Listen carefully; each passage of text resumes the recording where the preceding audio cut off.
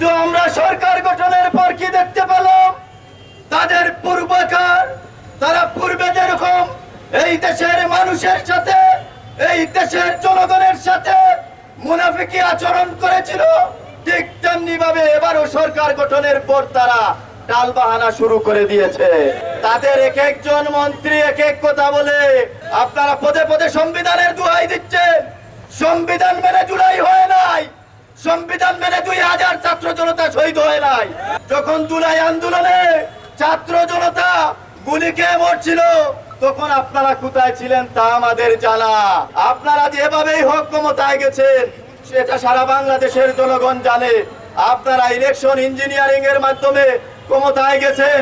আমরা চাই আপনারা রাষ্ট্র পরিচালনা করেন, কিন্তু জনগণের রায়কে মেনে নিয়ে রাষ্ট্র পরিচালনা করেন। যদি আপনারা অনতি বিলম্বে এই গণভোটের রায়কে মেনে না নিয়ে সংবিধান সংস্কার না করেন, তাহলে আমরা আবার ছাত্র জনতাকে নিয়ে মাঠে আন্দোলন করে আমরা সেই দাবি আদায় করব।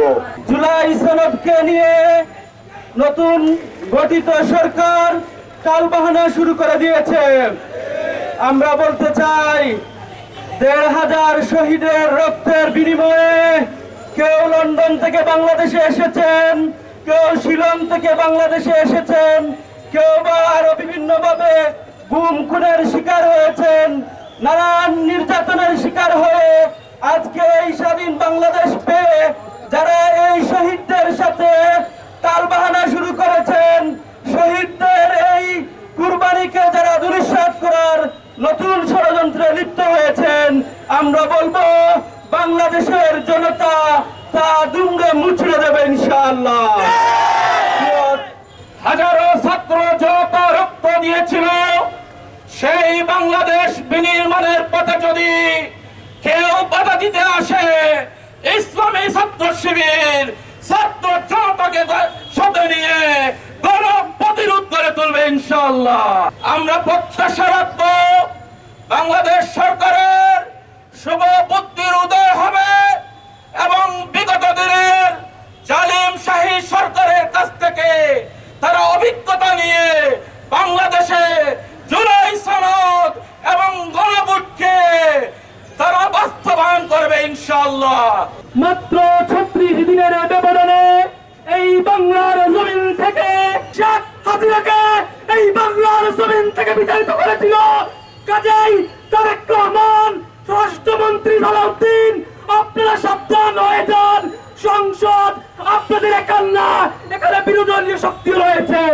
12 ফেব্রুয়ারির নির্বাচনের পর থেকে তাদের কথা মতো এই দেশকে পরিচালনা করার জন্য পায়তারা করে যাচ্ছে।